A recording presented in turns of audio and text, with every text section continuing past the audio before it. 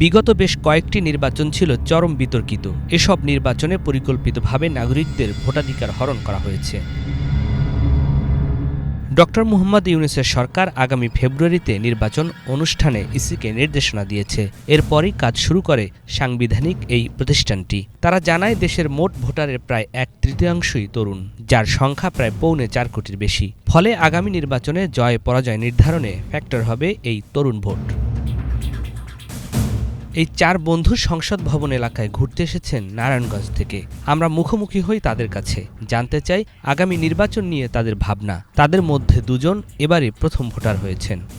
প্রার্থীর সততা চাই, আবার যে প্রার্থীর যে আরও নিচের যে লেভেল লোকগুলো তারা যেন সবাই যেন একরকম হয়, সবাই যেন ঠিকমতো দেখতে পারে, এগুলো চাই। বিশেষ করে চাঁদাবাজিটা আর যেখানে ভোট হইবে তখন যেন কোনো ঝামেলা না হয়, এই দুইটাই তো মূল আসল। যেন ইসলামটা মেনে চলা যায় ঠিক মতো নেই, যেন কেউ না বলে যে মুসলমানরা উগ্রপন্থী। এগুলো ভোটের পরিবেশ তো অবশ্যই চাই যে সেখানে দুর্নীতি না হোক, সেখানে আইন শৃঙ্খলা বাহিনী খুবই কঠোরভাবে গার্ড দিক, যেখানে কোনো রাজনৈতিক দল এসে দাঙ্গা হাঙ্গামা না করতে পারে, ভোট চুরি না হতে পারে।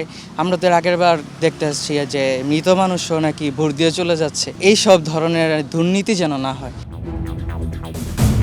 রাজধানীর জিয়া উদ্যানে বেশ কিছু তরুণ বিকেলে ফুটবল খেলছিল। আমরাও সেখানে যাই। এদের মধ্যে কেউ আগেই পড়াশোনার পাঠ শেষ করে কর্মজীবনে যুক্ত হয়েছেন, আবার কেউ পড়ালেখার পাশাপাশি চাকরি করছেন। যে আমাদের দেশটাকে ভালোভাবে চালাইতে পারবে, যে আমাদের সুযোগ সুবিধাগুলো দেখতে পারবে, আমাদের কথা বলার অগ্রাধিকার দেবে, তাদেরকে আমরা চাপাচাপি করে ভোট না দিতে হয়, নিজের ইচ্ছা স্বাধীন ভোট দেবে। ভোটটা জানি সুস্থ সবল মতো হয়, প্রতিবারের মতো গন্ডগোল না হলেই ভালো। ভোটার নতুন হয়েছি, এমনি ভোট কেন্দ্রে যাইতাম, পরিবেশ অনেক খারাপ, জাল ভোট পড়তো দেখা যায়। ওরকম জানি কোনো পরিস্থিতি না হয়, পরিবেশ যেরকম দূষিত হয়ে রয়েছে, পরিবেশ এখন খারাপ, নিয়ন্ত্রণে রাখতে পারবে সেরকম একটা প্রার্থী দরকার।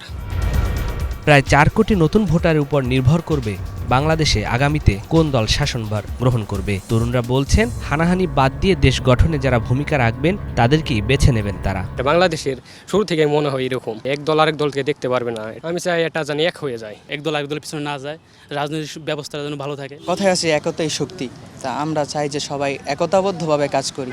আমরা যদি একতাবদ্ধভাবে কাজ করি তাহলে আমাদের দেশ আরও উপরে নেওয়া সম্ভব। যেন আমাদের ভিতরে কোনো হাঙ্গামা দাঙ্গামা না লাগে, কারণ আমাদের হিন্দুরাও ভালো আছে, মুসলিমরা ভালো আছে।